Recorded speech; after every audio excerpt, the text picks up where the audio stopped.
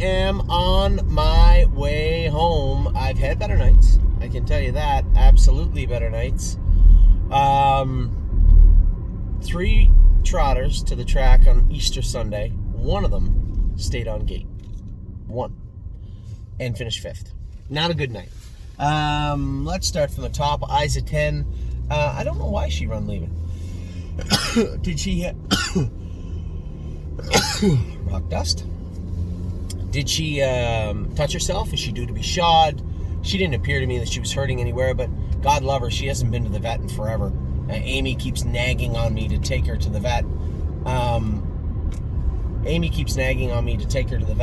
So I will, I'll have somebody take her up to the veterinarian this week and get her looked at, get Melissa to have a look at her, or Angelica, one or the other. She did scope with some mucus after and was making a little bit of a lethargic noise after, and I know why.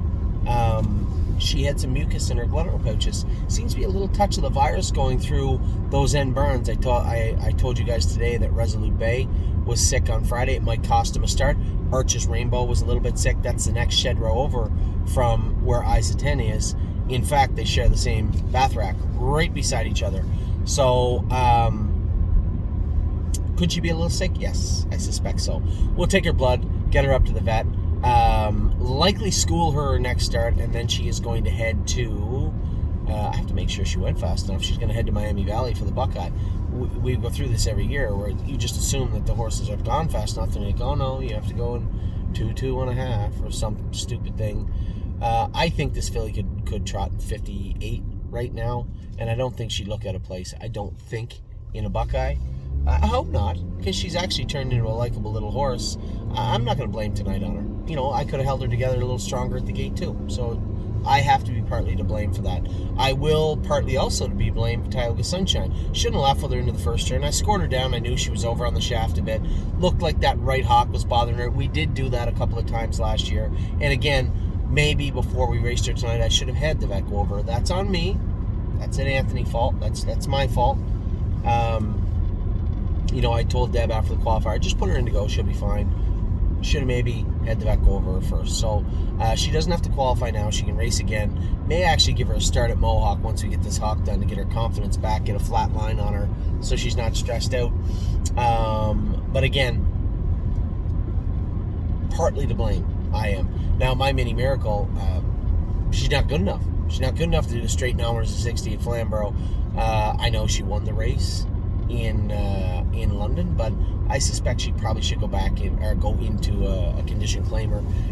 Very simple. You know, my mini miracle is a nice mare.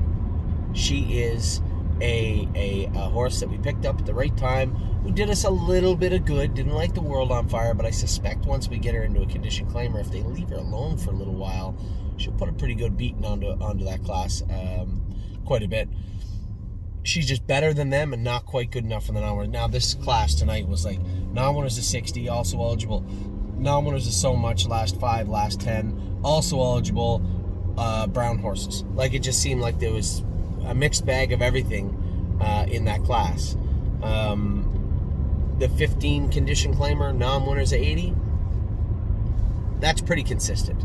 And I think she'll put a fair amount of beating, a fair beating on them. She is a little bit better than they are.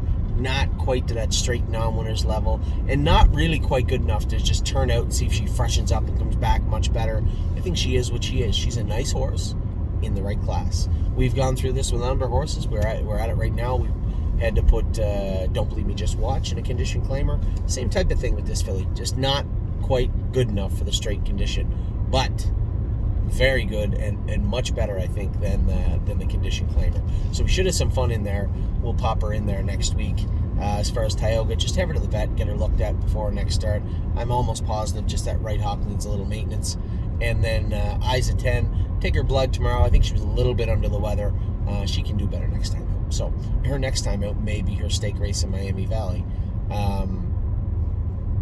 Depending on what the blood shows. There was a tinge of red in the mucus, but the vet was more of the belief that that was caused by the mucus, kind of a chicken and the egg thing.